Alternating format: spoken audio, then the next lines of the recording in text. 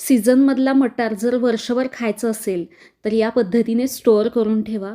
वर्षभर त्याला काही होत नाही. त्याचा रंग, चव अजिबात खराब होत नाही. जसा फ्रेश मटार लागतो, अगदी तसाच लागतो. इथे मी भरपूर मटार आणलाय, स्वस्त मला मिळाला म्हणून. आता तो मी स्टोअर करणार आहे. रात्री मी हा सोलून ठेवला होता. दुसऱ्या दिवशी सकाळी हा मी फ्रीजमधून काढून तो आधी पूर्ण नॉर्मल करून घेतला आणि मग ही प्रोसेस केली आहे. एका मोठ्या भांड्यामध्ये पाणी उकळायला ठेवलं. एका बाजूला भांड्यामध्ये भरपूर गार किंवा फ्रीजमधलं बर्फाचं पाणी घेतलेलं आहे.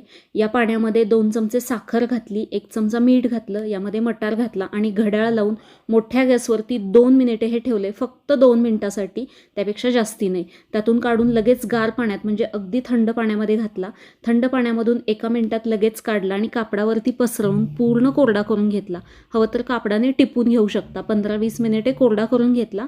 आता हे झिपलॉकच्या बॅगमध्ये भरून एअरटाईट असं फ्रीझरमध्ये ठेवायचं आहे. वर्षभर टिकतो. रंग, चव अगदी ताज्यासारखी टिकून राहते. अजूनही ताजा मटार मिळतोय, तर तुम्ही पण अशा पद्धतीने साठवून ठेवू शकता.